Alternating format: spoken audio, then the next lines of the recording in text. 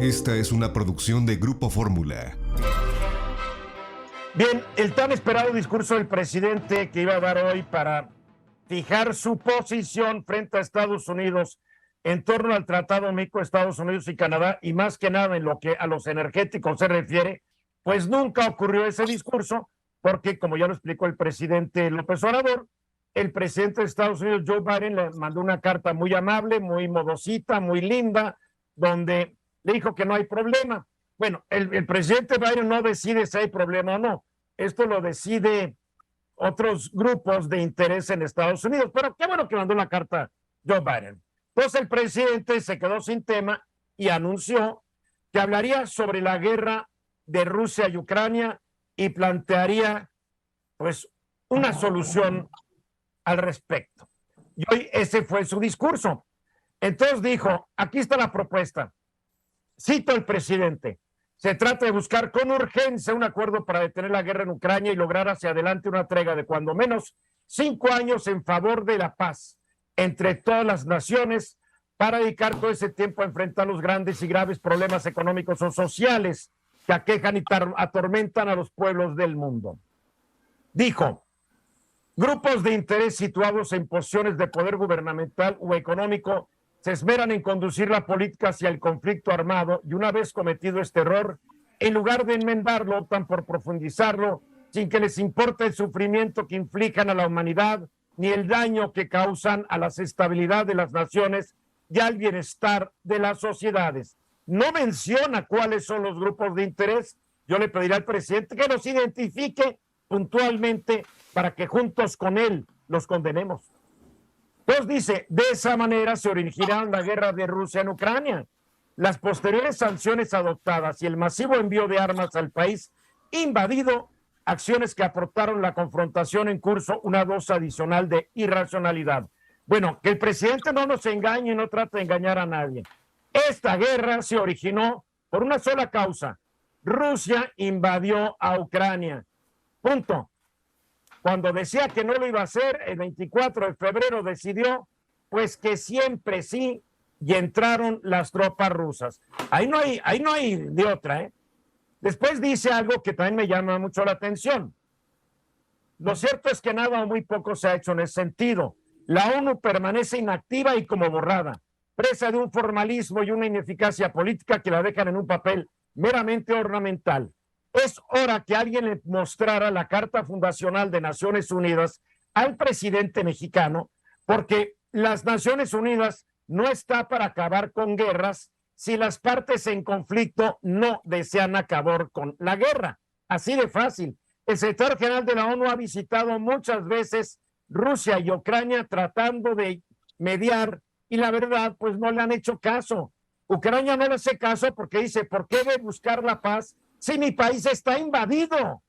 Y Rusia dice, ¿por qué de buscar la paz si Ucrania es mía? Así, o sea, esa es la realidad de las cosas.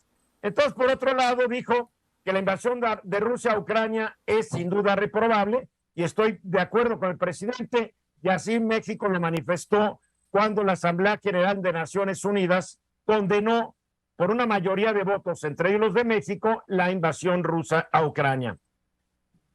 Entonces, hay otra pregunta que si el presidente no tiene respuesta, yo se la voy a dar. Dice, por eso no podemos dejar de preguntarnos, fue que los gobiernos integrantes de la OTAN le niegan a Ucrania su ingreso a la organización en momentos cruciales. Señor presidente, se la niegan porque el señor Putin ha dicho que si entra Ucrania a la OTAN, quiere significar que todos los países miembros de la Organización del Tratado del Atlántico del Norte estarán en guerra con Rusia. Y los países de la OTAN pues no quieren tener una guerra directa con Rusia. Por eso no han dejado que Ucrania entre a la OTAN. Y no lo habían dejado porque desde hace tiempo, señor presidente López Obrador, Rusia había advertido que se podría armar peor bronca si se aceptaba a Ucrania dentro de la OTAN. Entonces, dice el señor presidente que él va a promover que se constituya de inmediato un comité para el diálogo y la paz, el cual estaría integrado, si se acepta y hay voluntad de participar de los posibles mediadores, por los jefes de Estado de la India y el Vaticano, así como por el secretario general de la ONU. A ver, no entiendo por qué invita al secretario general de la ONU si ya dijo que no sirve para nada. El Papa Francisco no creo que participe, a duras penas puede caminar. Y el señor primer ministro de la India, el señor Modi, hoy estuvo con el señor Putin y le dijo, oiga, ya párale la guerra.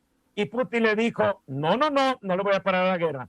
Entonces, yo creo que la propuesta del presidente, pues es una propuesta para consumo interno, para que sus aplaudidores la aplaudan, que no tiene la mínima posibilidad de avanzar. Mónica.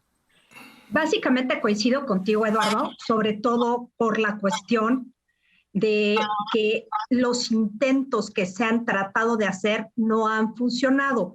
También está el tema de Turquía. Turquía impidió que Ucrania entrara y se puso muy necia cuando entraron Suecia y Finlandia a la OTAN. Entonces creo que como bien lo dices, sí es para consumo interno porque no hay un análisis geoestratégico serio por parte del gobierno mexicano.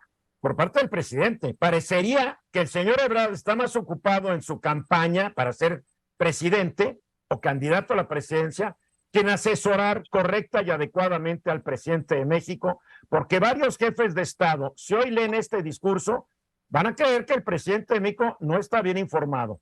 Venus Rey. Sí, y esto es música para los oídos de los seguidores del presidente, que ya ven en esta acción, en esta propuesta, a pues una especie de un líder internacional de gran talla.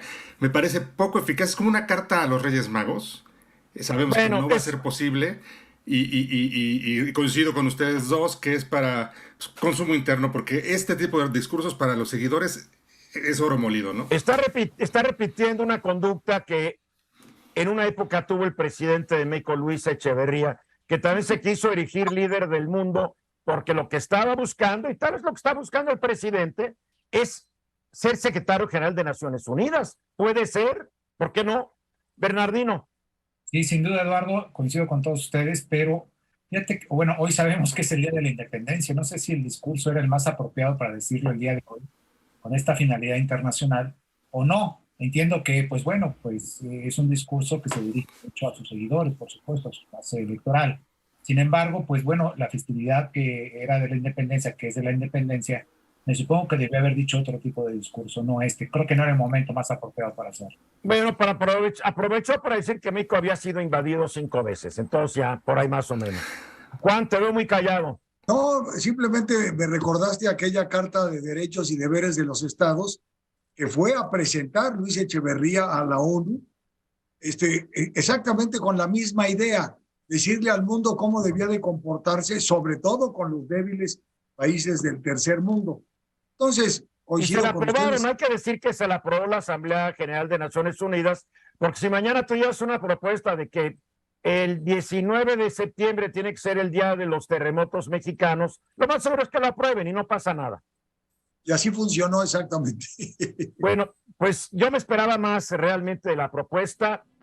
Creo que es una propuesta inviable, es un mal diagnóstico de lo que está ocurriendo en esa parte del mundo, es no querer realmente decirle al señor Putin, sálgase de Ucrania. Tan fácil, así debería empezar la propuesta. Pero en fin, yo no soy el presidente de México, yo soy un mero mortal.